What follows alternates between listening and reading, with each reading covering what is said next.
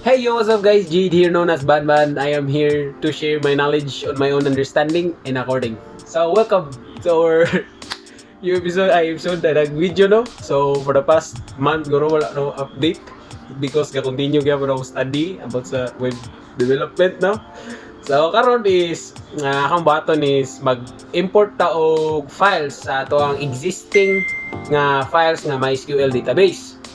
So if ever na example like namoy folder na backup which is nasa flash drive niyo o baga na diri flash drive ni siya. So if ever naguba yung computer or something laptop and then kailangan na niyo i-pass to nga sa inyo activity which is or unsa pa na diha nya naka-backup man mo dire and then pag open niyo sa XAMPP og to mo sa phpMyAdmin niya pag run niyo sa database kay wala na tanan. But naman kay backup diari. So atong baton is atong i-import ang files nga naa dinari sa ato ang database nga nasa myphp.admin. O ato pong if ever na humana kag mga pang buhat mo diya sa mga database nag-add ba ka or sa pang add yung mga data. So ato pong i-export ang files pod sa para at kumbaga backup na to i-export na to. So karon ako ipakita unsaon. So sa ato gilat ato na ipansak. Let's go! So karon na to na ipansak ni. Sabay dugaya na to. Pansak na to na. So karon nakapansak na ko no. Tara, Band Simplified 567. So if ever sa Band Simplified 567 at di na natin share. So ano di ako flash drive no. And then mo ni siya akong website backup. So kani siya. Then nato ni siyang i-copy. So ang pasabot na akong kanang MySQL nga folder is kani siya. Kani SQL. Kani nga file. Kung saan na to na siya para if imo na iparan ni siyang website nimo and then mo pag run mo kay wala na gingon nga wala nag-exist ang imong database. So para mas maayo akong i-button akong pakita sa inyo So i-copy nimo. Copy. Dahil ibutan na ito nimo asa to dapit ang XAMPP. Ang folder sa XAMPP na butang and then aman agto rin sa htdocs. Dahil inyo na i-paste dire. Paste. Na. Ulat lang mo. Pila ka minuto. So, pag human. So, ting. So, 100 ano. And then, open na din yung Visual Code. Or Visual Studio Code. Visual Studio Code. Yeah. Visual Studio Code. Lagi. And then, magto-rin mo sa location sa kung asa tong folder. Which is, aray mo sa file. Click na ninyo. Then, agto-rin mo sa open folder. And then, kung unsa ang ngalan dire which is asa na locate dire siya na locate sa C XAMPP htdocs dire kita rin nyo so wag to buka dito C XAMPP htdocs and then dato na yung web backup na to so atong i-okay i-open mo then di na to kalimtan nga i-run na to ang XAMPP na to mag-open matag XAMPP diba? So, start na to. Apache, MySQL, run. Diba? Then, pag human, agto rin na sa imuhang website na nyo. Ato na i-run, no? And, open na to. PHP, localhost. Ano sa localhost? Bro, na sa'yo pa kung pag-open. So, ayun lang. Ato sa i-check. So, di ba? Example, naguba imong mga laptop or something, naka-backup kasi mong flash drive. So, pag open mo sa myphp.admin is wala natin imong database. So, unsa atong baton? So, ang pangalan sa database niya dire kay database, my database kani. May database yung pangalan sa database. And then sa table is users. Loading kayo yung Sulatan na itong loading. So tara, loading na. Wala, grabe na paabot yung tanong kay hina kaya ko ang kuhan. So naman tayo nag-exist dire nga may database. So what if kana bitang like I said nga naguba mo ang laptop so nag-install ka baong XAMPP and then wala nag-exist dire nga may database, wala na siya nag-exist ay drop na nimo. So karon gi-run to nimo yung mga website which is localhost dayon website backup. So imong i-run, So login na login. Login at PHP. So karon dara.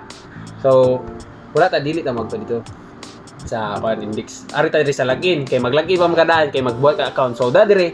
So giingon dire uncat MySQL execution unknown database, my database. Tara.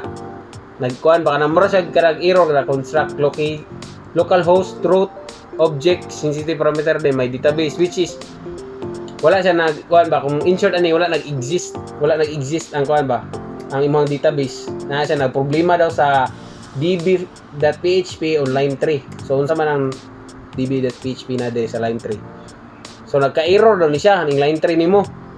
Kay tungod nga nagka-error it because wala imong my database which is wala siya nag-exist. So unsa tong button? So ana na to.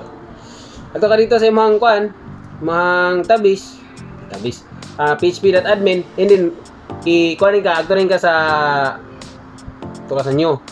Man mo create ay man mo click sa new i-kuan ni mong import which is katong na-exist nga file which is kaning user ni user kani imo ning i-import kani siya. Imo ning i-import sa imuhang kuan. So anay pangitaan mo choose file ni import choose file then na mo gawas. Then imo nitong pangitaon nasa to siya na locate. Then agto ka sa kuan XAMPP. So I hope nakagits mo sa og ipaingon no. So I hope nag-follow mo.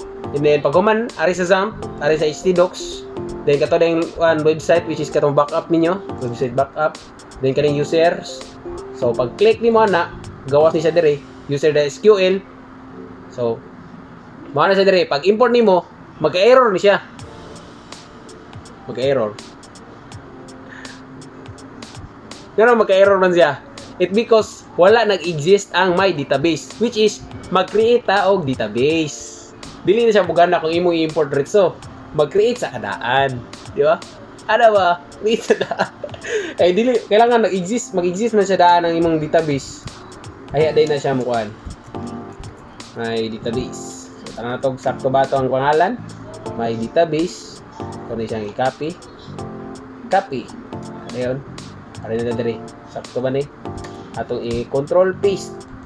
Ra. Human, okay na 'yon. Pag human na create namang database, my database, so i-click nimo ang my database. Click na nimo. Pag human kay na-exist naman ang my database nimo, which is naa na kay database, so imo nang i-import ang file. Diba? Import na din ang file. Bawal mo ka mo import daan, so import ka daan niya, wala pa kay database. So mag-boot sa database, then i-import na nimong file. So pakita ko nimong file, itong backup nimong file, which is kaning users, open, and then adto ka scroll ubos, kita kag import, i-click na nimong import.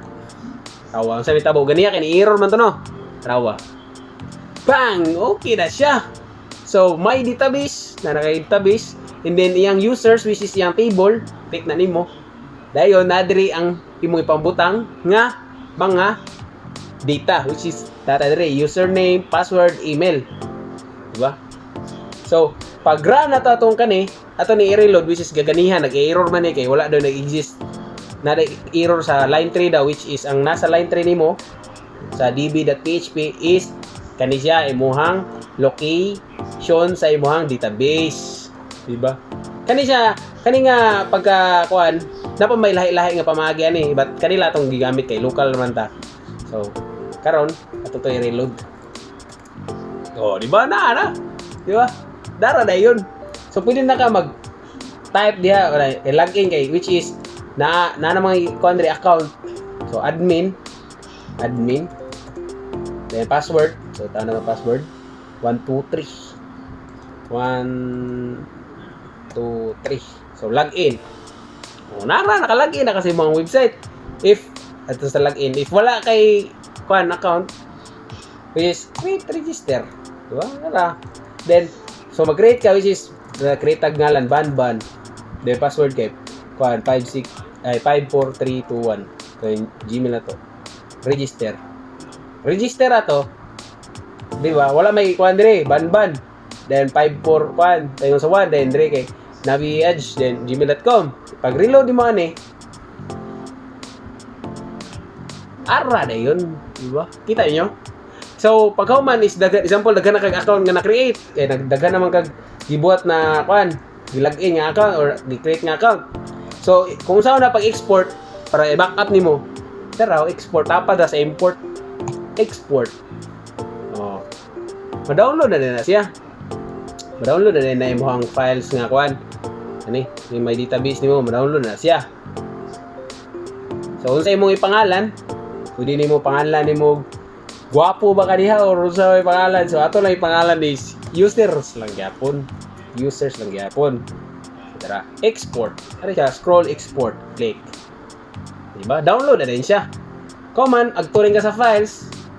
Para tong user nga, kuan. Dayon, imo din siyang i-copy. Copy nimo asa nimo backup. Which is, kaya itong website backup. Kaya bago naman siyang account. Bago account. So, ato ni siyang i-paste. Dayon. Replace na siya kay namin nag-exist so gingon replace na nato na siya. Ulatan na to. Di ba? I hope nag-gets rin niyo akong explain kung saan pag-import o export sa file and then pag-create sa database. So, ang kinaunan lang mo ba ito is create kag database then i-import ang file. Then sa pag-export, imo lang i-export. Then imo nang i-transfer sa backup nimo. Asa dapat nimo i-backup sa imong cellphone or something. Ikaw na bahala sa nimo i-backup, no? So, maro to tanan, no? So, I hope na mo na gets. Kaya di naman mo ba gets? So, that's all. See you on the next one. See you on the next video. Peace.